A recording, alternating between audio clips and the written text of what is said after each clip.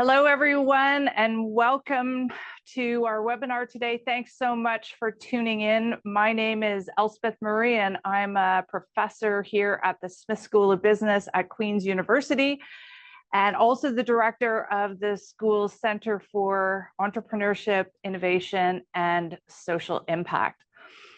Before going too much further, I'd like to acknowledge that Queens is situated on the traditional lands of the Anishinaabe and Haudenosaunee, and we are very grateful to live and play and learn on these lands. I'm really pleased to welcome you to our webinar today, the topic of which is how to measure your organization's social impact. I think it goes without saying that this is a very important topic these days. I was listening to the CBC on my drive to get coffee this morning, and the topic was, are we on the brink of extinction? And I thought, geez, like the timing of this is really perfect today. Before we dive in, part of my role today is as moderator for this webinar. And I have a few housekeeping things that I need to go over and answer some frequently asked questions that you might have. First off, we are recording this presentation. And yes, just by being registered today, you will automatically receive a link to the recording in your inbox within the next few days. So don't worry about taking notes, and feel free, and we encourage you to share the link with anyone you think might be interested in what we discussed today. We're all familiar with Zoom these days, I think. We make liberal use of the chat function and also the Q&A function. So to get things rolling, please feel free to weigh in on the chat and let us know where you're tuning in from. Should you have questions, and we sure hope that you do, please use the Q&A function. And I will be monitoring those, and we'll make sure that we try and get to as many of them as we possibly can. After the formal presentations, as I mentioned, our speakers will be taking your questions. And so if you are going to take notes, please jot those down or, as I said, put them into the Q&A.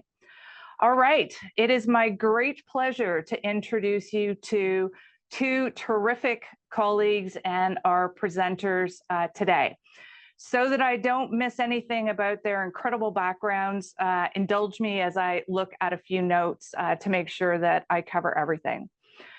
First, I'd like to introduce Christopher Cotton. Chris is a professor of economics at Queen's University and is also the director of the John Deutsch Institute for the Study of Economic Policy. We're really grateful at Queen's to have someone doing such cutting edge research and teaching with a focus on improving evidence and accountability in policymaking, financing, and strategy. An interesting fact about Chris is that he regularly advises governments, which we're very grateful for, and organizations in North America and worldwide on defining and measuring social impact and more broadly speaking, economic impact. So welcome, Chris. Bauman Kashi is a founder and president of Limestone Analytics and has spent his career advising organizations such as the US State Department, the Gates Foundation, which I thought was pretty cool, World Vision, the World Health Organization, the World Bank, et cetera, to expand the use of evidence in decision-making. Particularly helping to define, measure, and analyze an organization's environmental, social, and economic impacts. And he is also a professor here at Queen's University and teaches on a number of programs outside the business school at this point in time. Some really cool stuff. Okay, Chris and Bauman, it's really wonderful to have you here today. We've been working together for a long time and talking about what we might do in this webinar, so it's very exciting to see it actually start.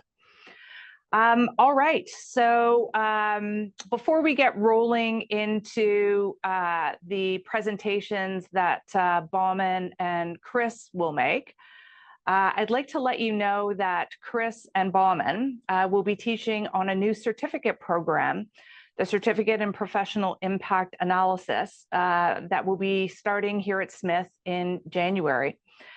If the ideas and concepts and some pretty cool examples that we discussed today pique your interest and you'd like to know more and understand actually how to do good impact analysis, this is a program for you.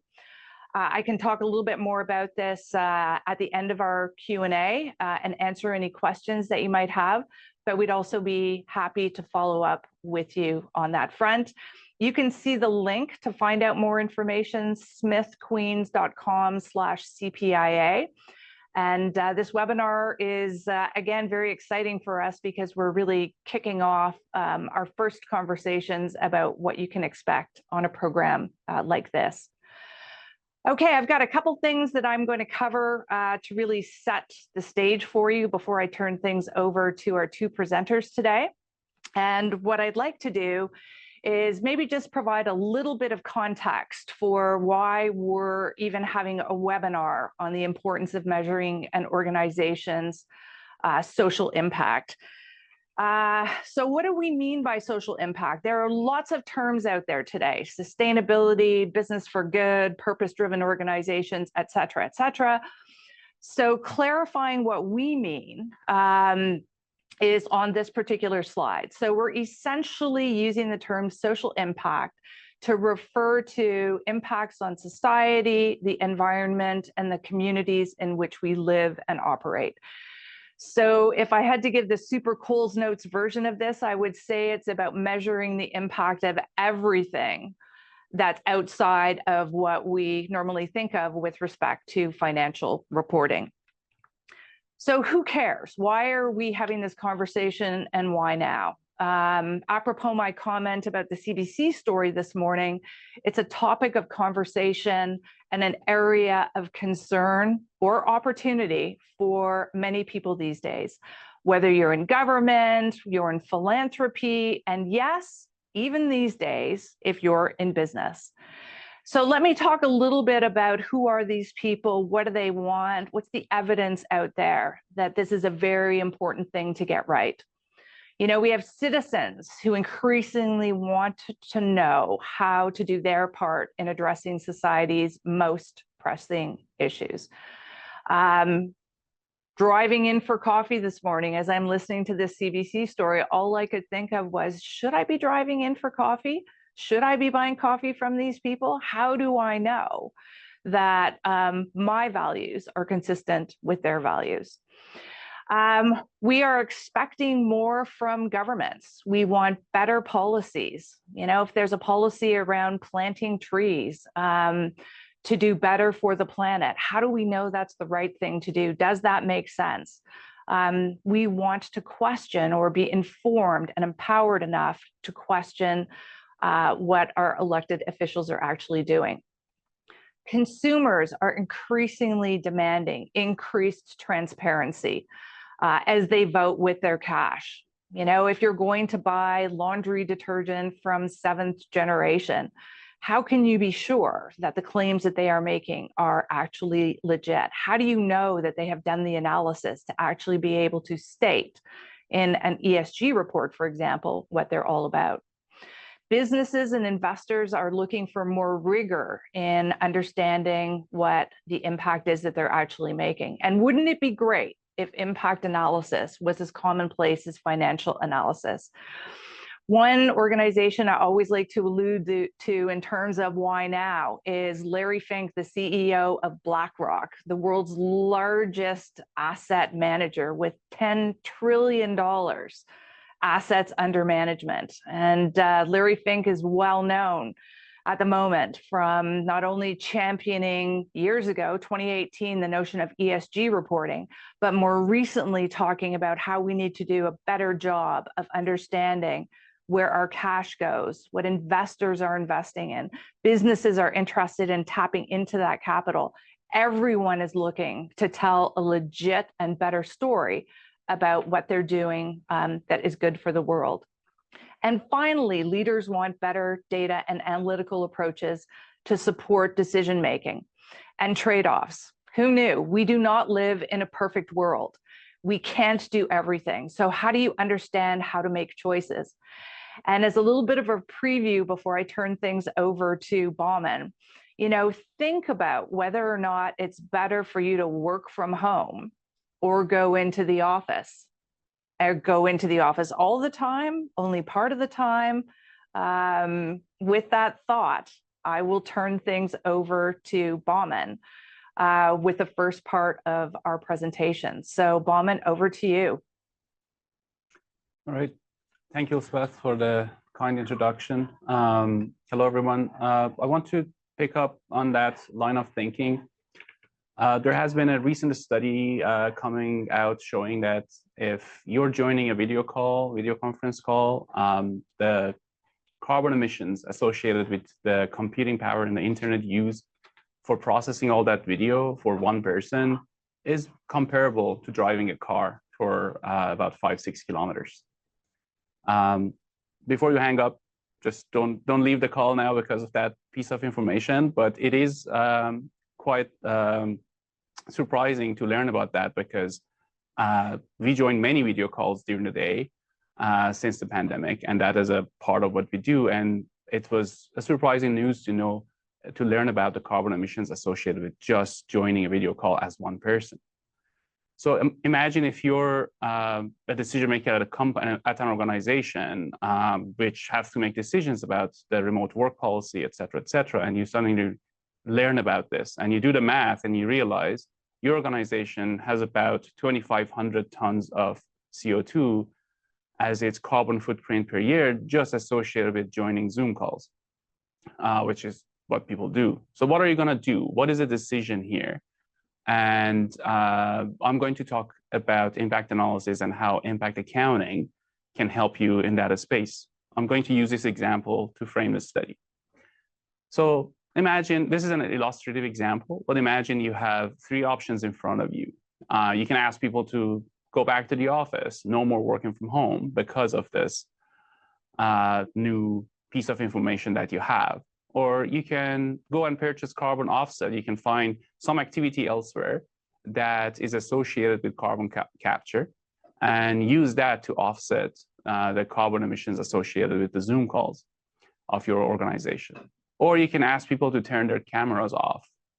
But these are not simple decisions because you're not comparing apples with apples here. Like if you think about the first one, if you ask people to come back to the office, there will be some transport that comes in the picture. So you're not just removing carbon emissions, there could be some additional carbon emission because of the transport. Some of these calls are with external clients or partners, and those might not change if you go from working from home to working from office. There are studies suggesting that job satisfaction can be impacted if you force people to only work from the office. There could be also productivity impacts associated with it. Similarly, if you think about purchasing carbon offset, you have to think about how much is it, whether or not the organization can afford it actually. Or if you think about turning cameras off, there are also studies suggesting that there could be productivity impacts associated with turning cameras off. And when you turn the camera off, it's not like there is no processing, no computing.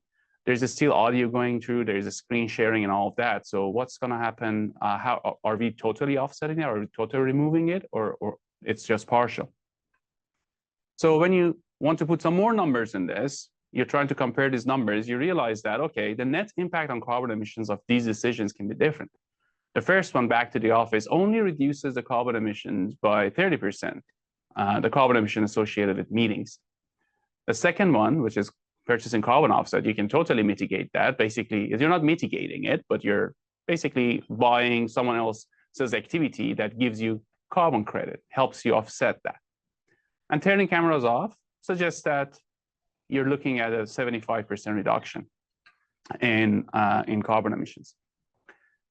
So with that in mind, if we think about, well, this is just looking at the carbon emissions, there is also other impacts associated with these decisions. These other impacts, for instance, back to the office, you can think about the studies that might suggest there's a 5% reduction in job satisfaction.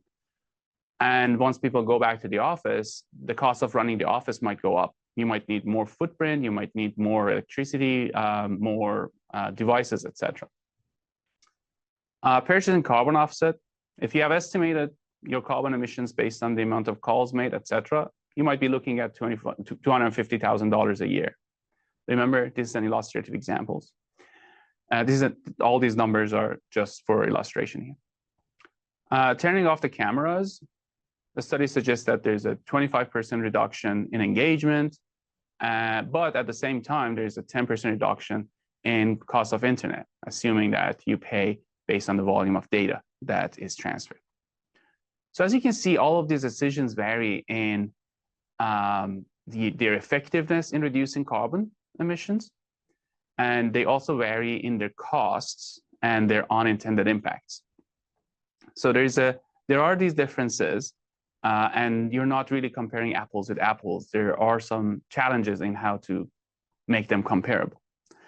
So with that background, we want to introduce impact accounting here as a comprehensive, flexible, value-based, and rigorous systematic process for mapping what we can measure to what matters. This is a decision framework, and it's not a specific formula or template that you fill. It has to be able to help us in with all the qualities that you can see here in this definition. Let's dig into some of these a bit. What do you mean by flexible? Well, you need to be able to compare key trade-offs when you're looking at a decision in front of you. And the shape of that decision-making framework can look different based on the decision at hand. Are you trying to minimize something? Are you trying to maximize something? Are you trying to optimize something? Are you trying to choose among the options, the best one? Or are you trying to say yes or no to a decision? So the decision can look different, and therefore the shape of the framework must be able to adopt to address that. How much is at stake?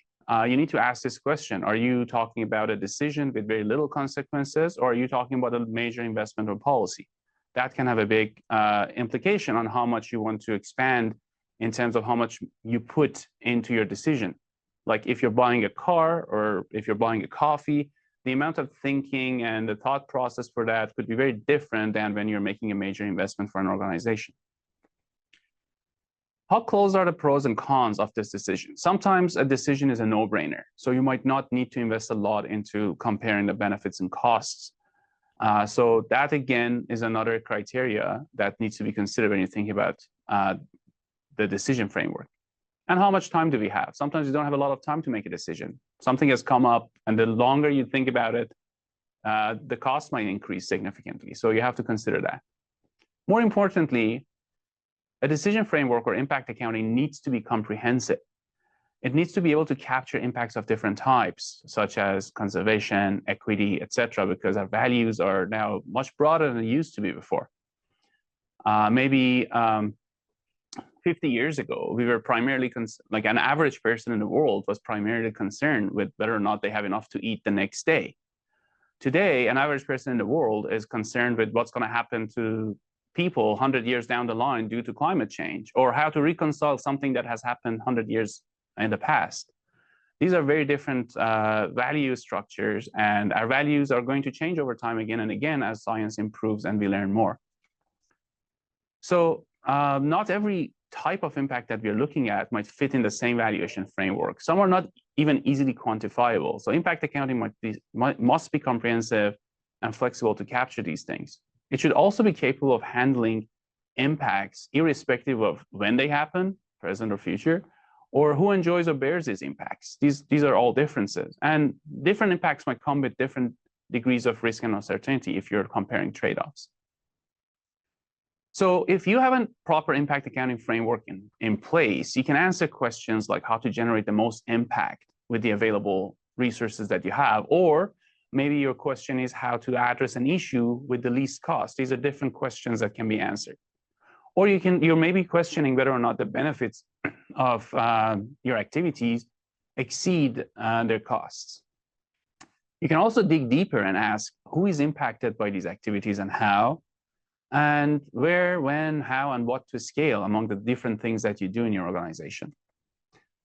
One thing that I'd like to really bring to your attention is that impact analysis requires a culture shift. Every organization that I've worked with, when you do proper impact analysis, you might not like what you find. Irrespective of why you started to do this, you might not like what you want, and you need to ask yourself if whether or not you're ready for it.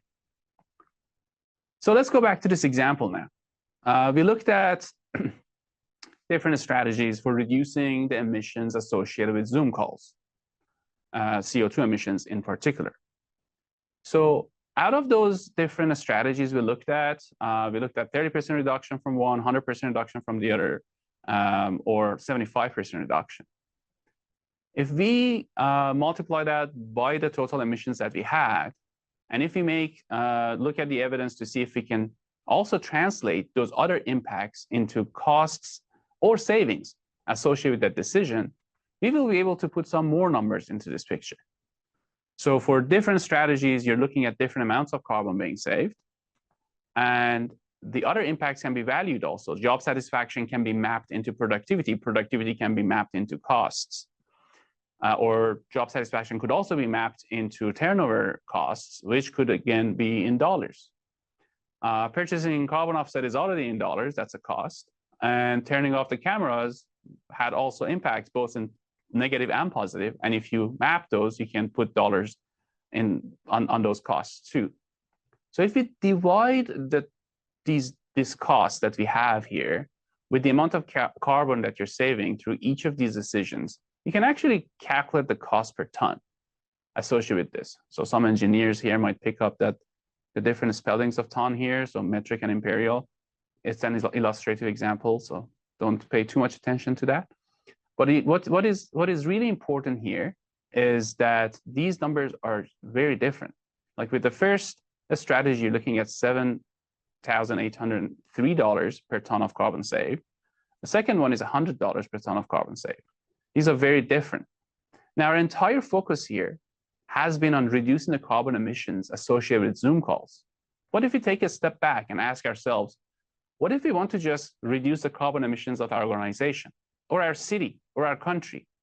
What type of analysis can inform that process? In fact, there are impact accounting frameworks for that too. There's something called a marginal abatement cost curve, which basically asks the question, what is the cost per ton of CO2 emissions averted through different strategies? And it's very interesting because these curves are sorting the cost based on the least expensive ones to the most expensive ones.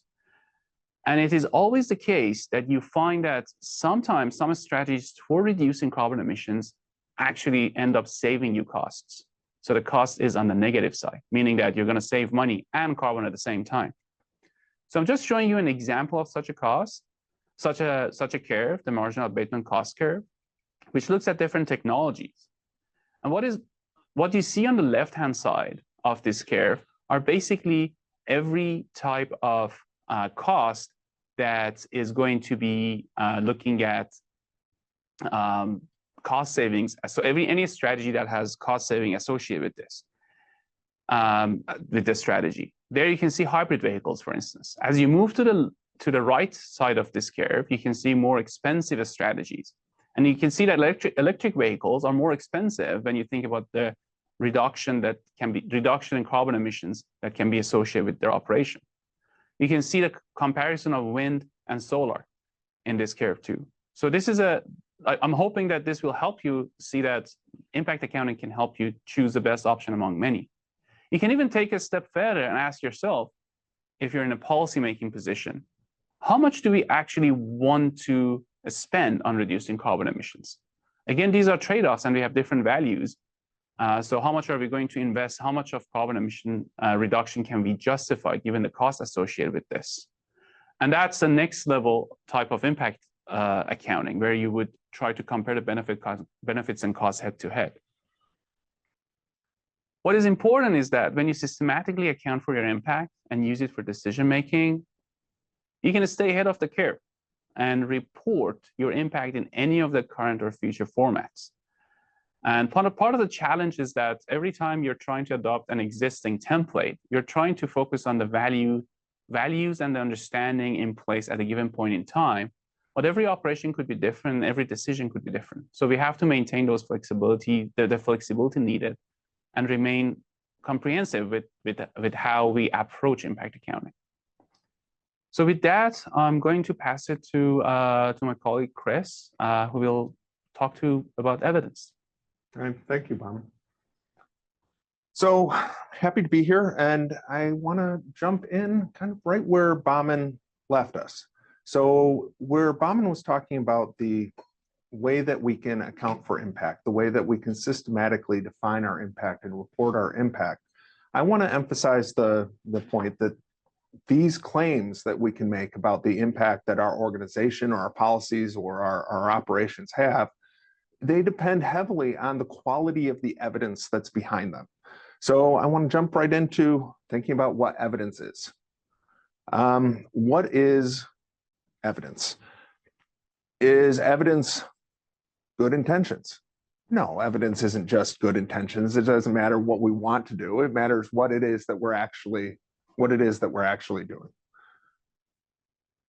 Is evidence our hopes and dreams? Is it a good story? No, evidence is not our hopes and dreams and a good story. Is evidence our assumptions that are behind the story that we're telling? No, it's not the assumptions. Is evidence our data and analysis? Evidence is not our data and analysis. And what I mean by that is it's more than just data and analysis. We might think that the data that we're collecting, the analysis that we're doing, that's enough to report our impact, but it's really deeper than that. It's about being able to do the right analysis with the right data. It's about being able to do analysis that is credible, that is competent, and that is causal. So what do I mean by that? Competent analysis. When analysis is competent, it means that it's done with expertise, that it's done in a way that is sound, that is based on the best practices and the right way to do things. If we combine doing things well with transparency, with using evidence in smart ways, we can build credibility behind our analysis. And if we, and by causal, we mean really the scientific principles behind this. So it's about being able to do analysis or being able to create evidence that is more than just a good story. It's actually a scientifically based approach to this. So when we're talking about evidence, it's more than data. It's more than analysis. It's about science. It's about actually doing evidence well. And what we mean by this is more than just having a super collider and a research lab at your organization. We're talking about being able to take these same fundamental scientific principles for learning and about learning from our data into our decision making in order to be able to apply it to a much broader range of activities. So sometimes this can be a little easier than other times. Sometimes using evidence can really mean using other people's evidence. And what I mean by that is it might be possible to just look at what it is that we're doing, collect data on what our activities are, who we're reaching, who our customers are, the activities that we're doing, and then link this data up with other people's models and analysis that tell us what the impact of these things are. So one example of this is if our new plant, and we want to make a claim that our new plant that we're going to build in this local community, that this plant is good for the economy. Well, really studying the broad economics impacts of opening a new plant is very difficult for an individual organization. However, we can look at the number of jobs that we make, that we're creating. We can look at the construction of the plant and the work that went into that. We can look at what our employees, the number of jobs, but also the wages and the activities that we're doing. And we can combine these with established data driven economic models that can take these localized impacts and build them up into to give us estimates of the overall impacts that our activities are having at the national level, at the provincial level, and or our local economic footprint. So in this way, we can collect a little bit of data on what we're doing and then use established methods, well-founded methods to be able to interpret this in terms of the economic footprint that we're having at different levels. Another example, and this is related to Bauman's initial example, is thinking through the impact that our work from home policies or our commuting or video conferencing, so commuting or computing, is having on the environment. And when we look at this, when we look at the impact of commuting and computing, we're not necessarily going to start from scratch in terms of learning from our own organizations what the impact, what the environmental impact of video conferencing is. But there is hard science out there that tells us basically how much computing power, how many natural resources are used in these things, in these activities, which we can then map our impact into. So sometimes it's a little bit easier than others, and we can use evidence that is out there from past studies. But sometimes when we want to bring evidence into our decisions, this requires building new evidence. It requires developing some of our own evidence. And when I'm talking about this, I'm talking about taking data on what we do, finding data on how we're changing things, and combining these things with a credible empirical analysis. So if we go back to this commuting versus computing story, or commuting versus video conferencing, working from home story, we can ask, the existing data can help a lot when we're talking about what is the environmental footprint of turning on our cameras or driving into work. But it doesn't tell us very much about how much extra time we're spending online, or how many extra miles we're commuting or saving in this regard for our decision, for our organization. Similarly, like we don't know from looking at the data how such policies impact our retention of our employees or impact the productivity of our employees. So when we want to start digging into these things, when we want to start digging into the effect on retention and productivity, it's not quite so straightforward. And so what can we do instead? Well, we can look at past research. I've said this. This is looking at what else is out there. Looking at past studies and trying to infer from this. When can we do this? When can we actually rely on other people's research without doing too much of our own additional research? Well, it depends on whether this research is credible, competent, and causal. The 3 C's that I listed out earlier. Is it well done? Does it tell? Is it done in a similar environment to the one that we're trying to learn about? Is it closely related to the activities that we're doing? And how much science is out there? How much past research? If there's a whole lot of past studies and they're all coming to similar conclusions, they're probably pretty reliable in terms of the conclusion. But if they're all over the place and nothing's really exactly related to ours, then we probably can't learn very much from them. So that's the first option, though, is looking at past research. The second option is to look from before we implemented our policy or our activity and then after. So before our work from home policy and then after our work from home policy, for example. If we do this, we might see, oh, before we implement our work from home policy, productivity was really high. Then we implement the policy and productivity is pretty low. Is that reliable evidence?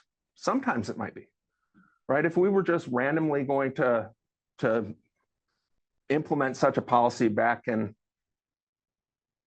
2017, maybe this was a good evidence that oh, okay, our productivity tanked here.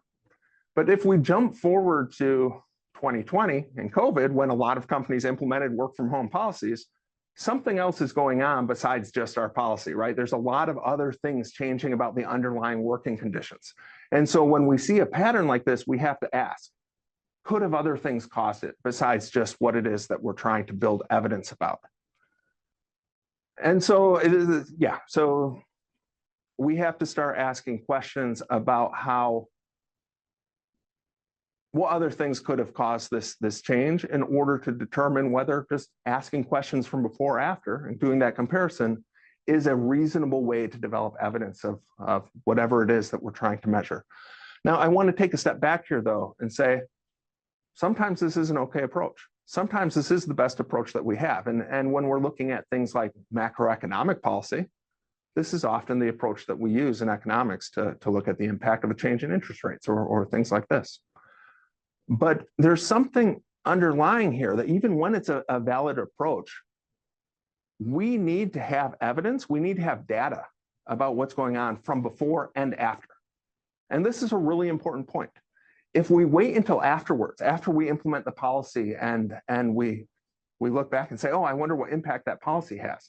And at that point is the first time we start thinking about what data we need to start asking those types of questions, it's too late. We need to be thinking about what kind of data we want to collect for an evaluation before we implement the policy. So we have to start thinking about these things early. Another possibility is when we're going to compare those who participated in the program with non-participants. So we did before and after. Now we can start thinking, okay, those who engaged in our work from home policy versus those who didn't participate in the work from home policy. Is this a reasonable way to generate evidence about the effects of our work from home policy? Well, it depends.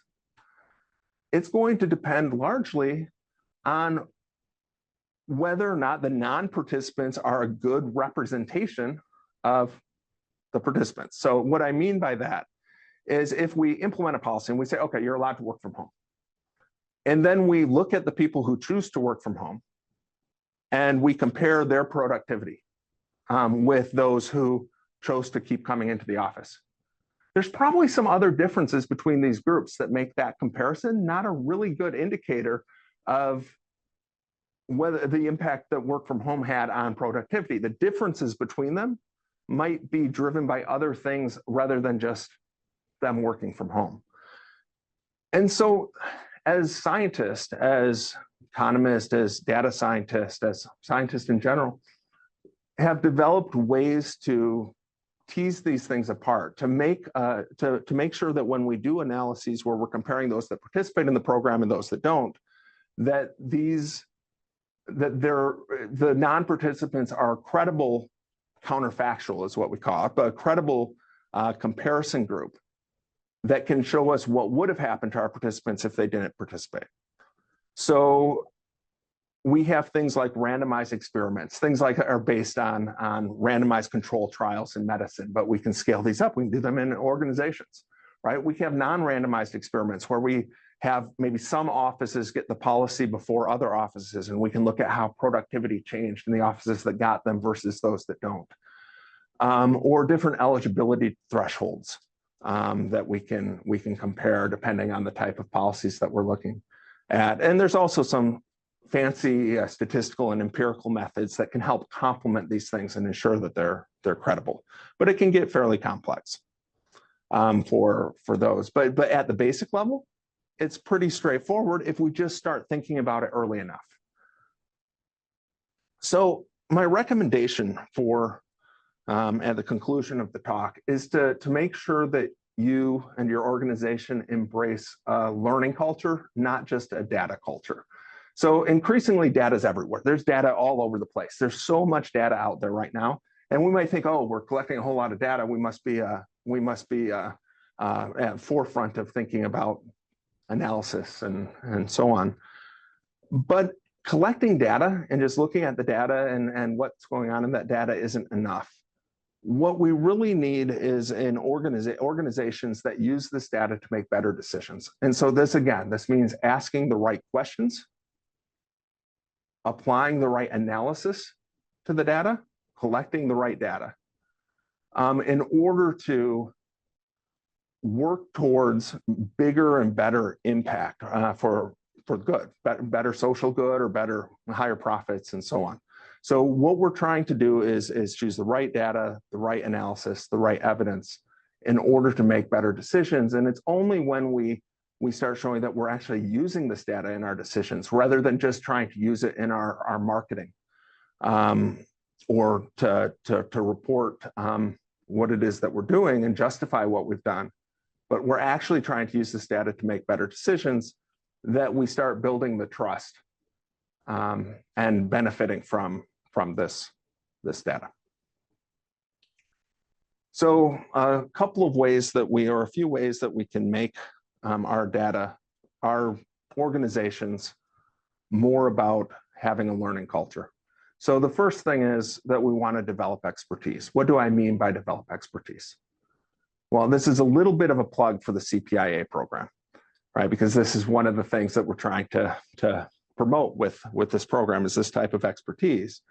But it's about building the expertise amongst your leadership down through your operational staff, to be able to understand evidence, to know what makes good evidence from bad evidence, to be able to interpret it, to be able to bring it into your decisions, to be able to create your own evidence, to be able to do the learning within your organization in a credible way, and to be able to communicate evidence effectively. So these three things together are really the core of what you need in order to pull this off. Then we also want to make sure that you're an organization that's responding to evidence, that you're bringing it into decisions. We want to make sure that we bring in evidence early on. We want to make sure we're asking the right questions from the beginning. If we wait until after we've implemented something, it's too late. We want to commit to transparency to build the trust.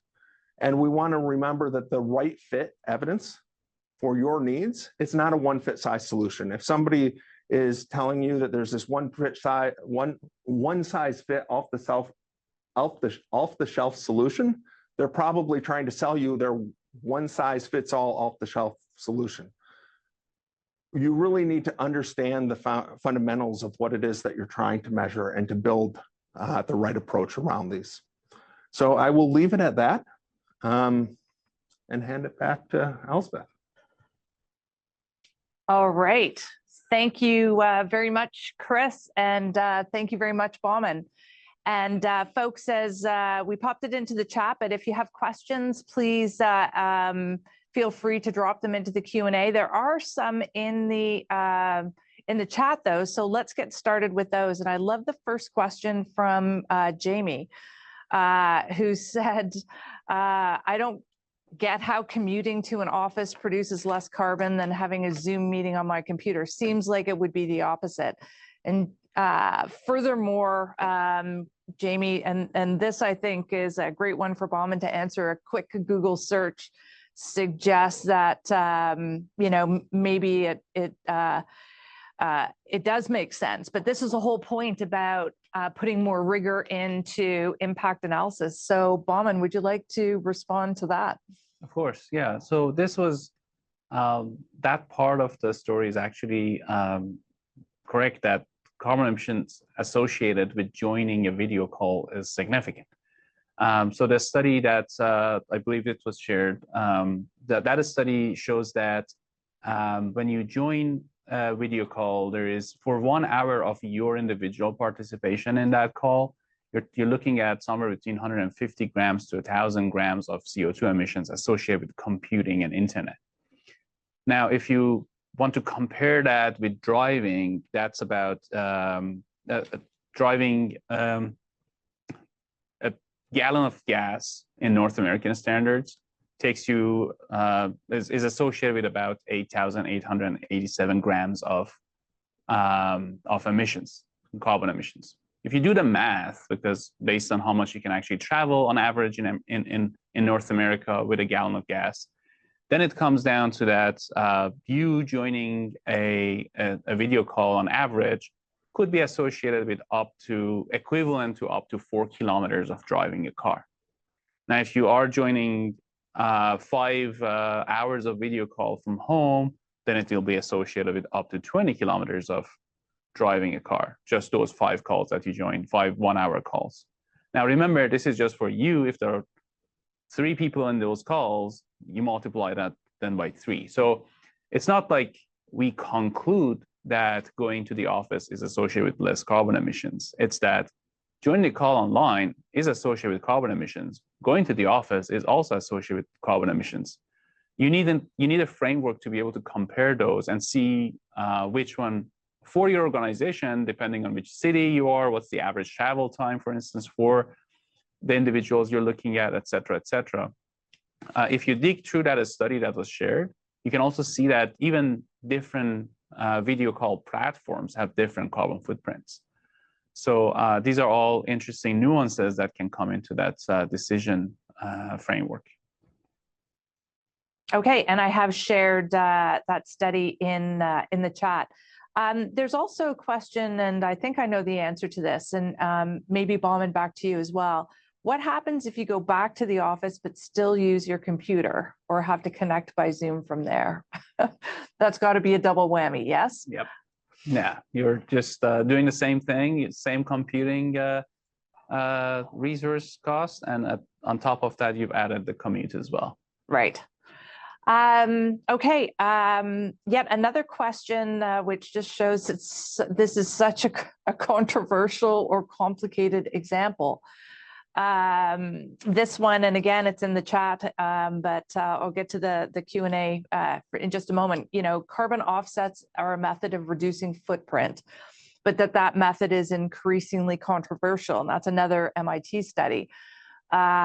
Which is true. And I think, Bauman, in your example, and Chris, in your example of gathering evidence and data, really just illustrates the point that being informed means that you can understand those trade-offs. But is it fair to say that we have sort of one-off data points that people throw out to justify doing X versus a much more thorough approach to looking at the larger context? I mean, you talked about retention, you talked about productivity, and those are other things, well-being, employee well-being, other things to be contemplated in all of this. Yeah, I think that what this comes down to around the carbon offsetting is knowing where that offsetting is coming from and knowing that you're actually making a difference with it. Sure. As opposed, for our audience, because there was a question about what is a carbon offset. So we hear a lot about this, but like, what's the deal there?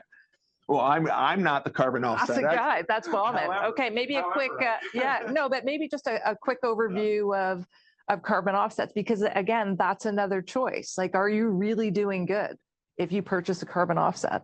Yeah, so I think the bottom line is that some activities are associated with a net reduction in carbon emissions through capture. For instance, if you are involved with some form of agriculture that results in capture of CO2 or conservation of forest area, etc., those are resulting in capture of CO2 and reduction.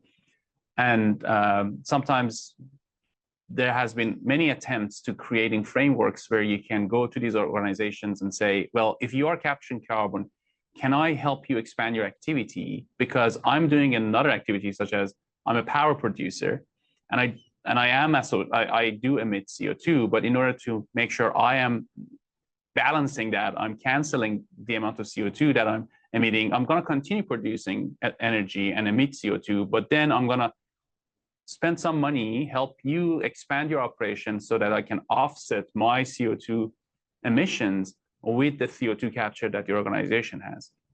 This has been the concept behind carbon markets for a long time as well, where you can create a system where people who are doing activities that capture carbon, they own carbon credit that they can then sell to other organizations that need to produce carbon as a consequence of their actions. I think I should also highlight that, like, this is the example I often give when I teach, is that when I teach, my activity is resulting in increased CO2 emissions. So it's not like any activity that is associated with CO2 emissions is a bad thing. So the question is it significant enough, and whether or not we need to sort of think about doing it differently to reduce its carbon emission, or no, we cannot do it differently, so we have to go find an offsetting framework to buy it from. Okay, all right, so let's get back to some of the questions in the Q&A function, and we'll get to as many of these as we can. So so there are a couple of questions about how far do you go in in the Lego pieces that you would bolt in to consider when you're trying to cost these things or account for these things. So a couple of questions were, well, shouldn't we also look at, the energy sources that were used to create these things in the first place, which is, really going to town, so to speak. So maybe some thoughts on like, where do you cut things off in terms of how far back you go in the chain for evidence or what is good evidence? I think there are two aspects of it. One is the evidence side, and then the other one is the framework. Right. Because in your framework, you can also look at a chain of things that you go back. So there are two important questions here. One is that you need to only factor for things that are going to change in association with your decision. So if your decision about something is going to cause a difference, you're only concerned with that. You don't need to look into anything else that is going to remain constant, irrespective. After that, if you're talking about like life cycle analysis or going deeper and deeper, you have to remember that at any given point in time, we are tasked with making the best decision given the resources we have. And you can always ask yourself, have I made the best decision given the time and resources do I have?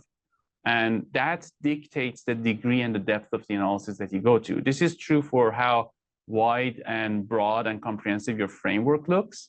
It also has implications on evidence. And I pass it to Chris to talk about primary and secondary evidence there.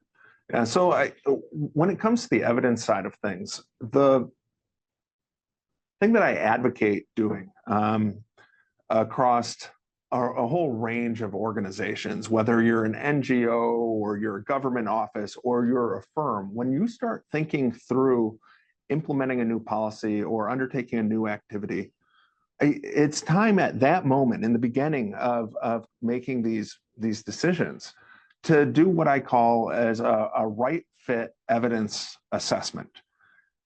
And that's to basically go through and to think through the cost and benefits of doing different types of data collection, of learning processes, because sometimes in the beginning, you can look down and you can look at, okay, what do we actually know about the impact that we're going to have by doing this? What kind of evidence is already out there? And when you do this, you might find, oh, there's a lot of evidence, or it's really spotty and we don't know what's going on, in which case we can then ask the questions that are, what can we potentially learn if we start thinking about evidence early, if we want to do a randomized study, or if we just want to just collect credible measures of what's happening as we do our activity, right? Or we might learn that, okay, and then how are we going to use this? How does this data, is it just for marketing and reporting, or is it actually to help us make better decisions in the future? And so you have these benefits of collecting data and doing more evidence. You have what's feasible, and then you start thinking through the cost of what this is going to take. Is it just collecting a little more data, or is it actually going to disrupt the way that we start rolling out our product or setting up operations? And is the learning that we're going to get out of this worth it? So this is what I meant by that last point, where there's no one size fits all solution, because if there's a one size fits all solution, you'll never do a really comprehensive analysis because it doesn't make sense in 90% of the cases. Sometimes it does, though. Right. And other times you can get away with something pretty simple, but still learn a whole lot because you're thinking about what it is that we should be measuring and what it is we're trying to do early on. So it just takes a little bit of investment up front to think through these things, and you can do it.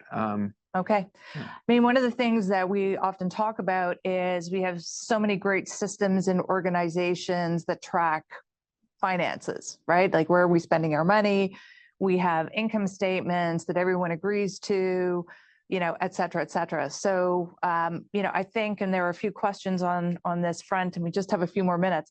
I think one of the challenges going forward, and back to the CPIA program, is like, how do you convince your boss, or how do you think about in an organization setting up the systems to be able to capture the data that might already be there, but put them into some meaningful format to be able to understand what it all means. And hence sort of the comment about making impact analysis sort of commonplace in organizations. And so on that note, and we probably have time for just one more before we need to wrap this up. Can you expand on the value-based aspect of the impact accounting framework? I think, Bauman, this is for you.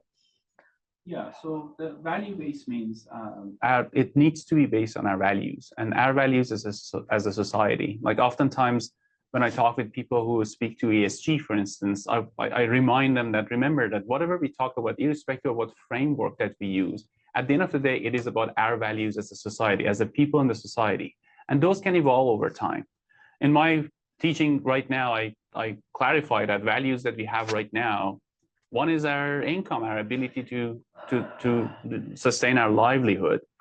The other one is we value conservation. We want things to remain accessible and present there. We value equity. We value poverty alleviation. We value stability. And all of these are values, and sometimes they might conflict with each other. So there are trade-offs sometimes in decision-making.